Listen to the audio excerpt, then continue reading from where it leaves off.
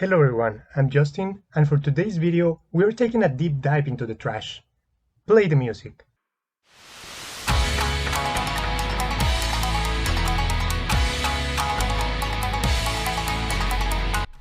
For this video, I want to talk about the worst anime I have ever watched, Gibiate. But before we talk about what makes this anime the worst in my opinion, let's talk about what makes anime bad in general. Recently, with the addition of X-Arm, people have been talking about how bad it is because of its CGI, as well as the anime production that had no background in anime. I can't really consider this the worst anime, as the people in these projects were clearly not taking it seriously, and at the end of the day, it came out as a funny rather than bad. Then we have the bad CGI animes like Berserk, that you can call disastrous, but at least they have an interesting story that can sometimes make you put up with the bad animation. Just sometimes. We also have these few gems at the bottom of my anime lists that were clearly under budget and couldn't even afford enough frames.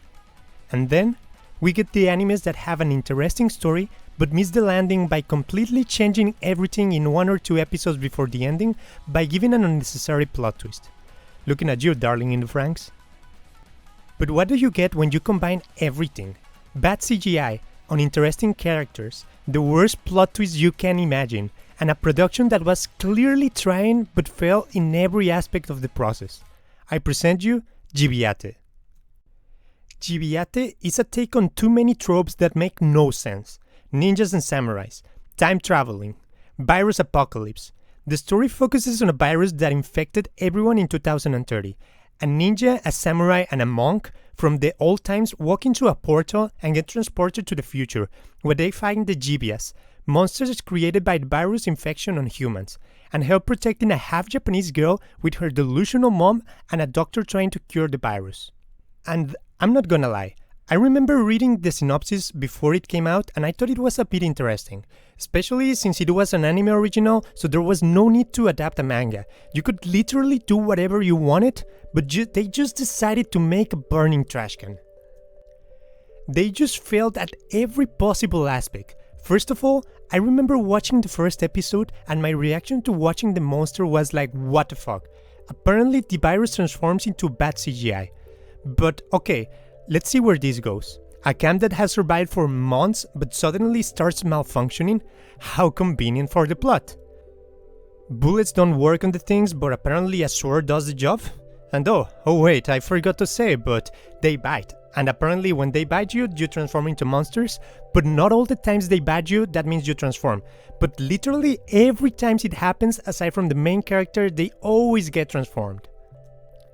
And it's not only the plot convenience, but the plot overall.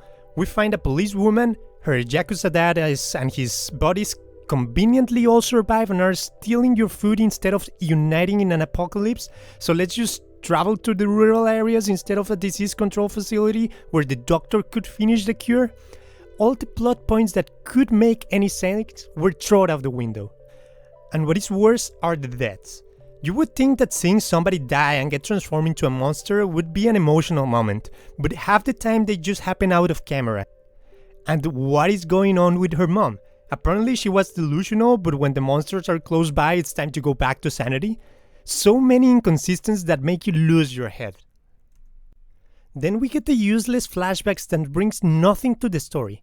What is the importance of showing us how the ninja had a sister or a girlfriend that looks like the half-American girl?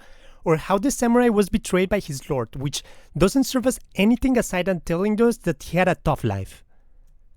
But the thing that breaks everything for me was the plot twist at the ending.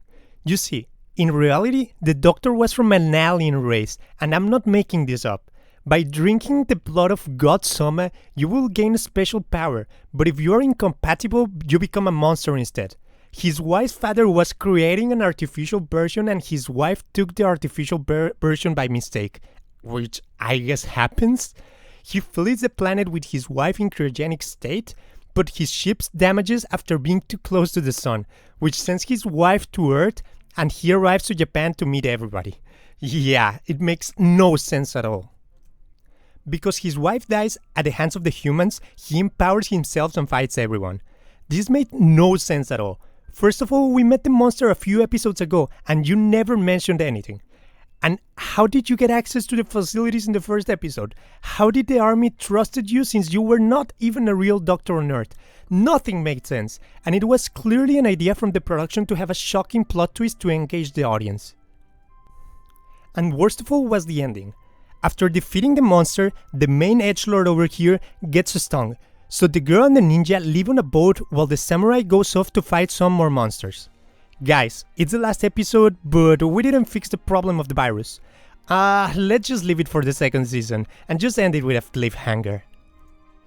Clearly the production didn't have a clear idea on how to end this anime, and after getting bad reviews each episode, they decided just to troll everyone. For those reasons, this anime is clearly on the top of my list of worst animes ever made.